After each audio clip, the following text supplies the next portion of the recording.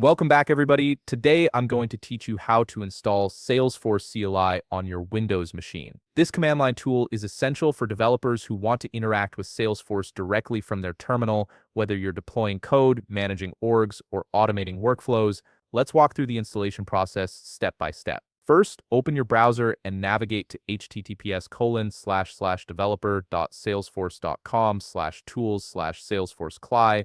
This is the official Salesforce developer page where you can download the CLI tool safely and directly from Salesforce. Once the page loads, you'll see several download options for different operating systems. Next, click on Windows from the available options.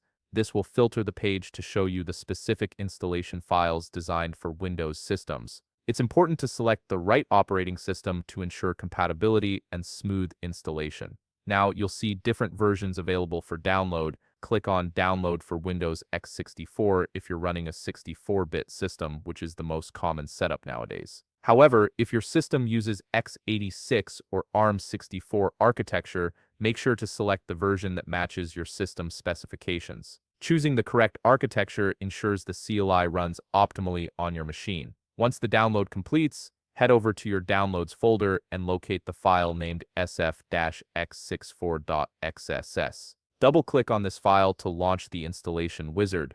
This executable will guide you through the setup process with a series of prompts. As the installer runs, you'll be asked to answer several prompts. Follow the on-screen instructions carefully. During this process, you'll see an optional checkbox that says Add %elocalap data %sf to Windows Defender exclusions. This option helps prevent Windows Defender from scanning the Salesforce CLI files constantly, which can slow down command execution. It's generally safe to enable this if you're working with the tool regularly, though it's not required for the installation to succeed. After completing all the installation prompts, the setup will finish and the CLI will be installed on your system. However, before you can start using it, you need to close and restart your command prompt or PowerShell window. This step is crucial because it refreshes your system's environment variables, allowing your terminal to recognize the newly installed SF command. Finally, to verify that Salesforce CLI has been installed correctly, open a fresh command prompt or PowerShell window.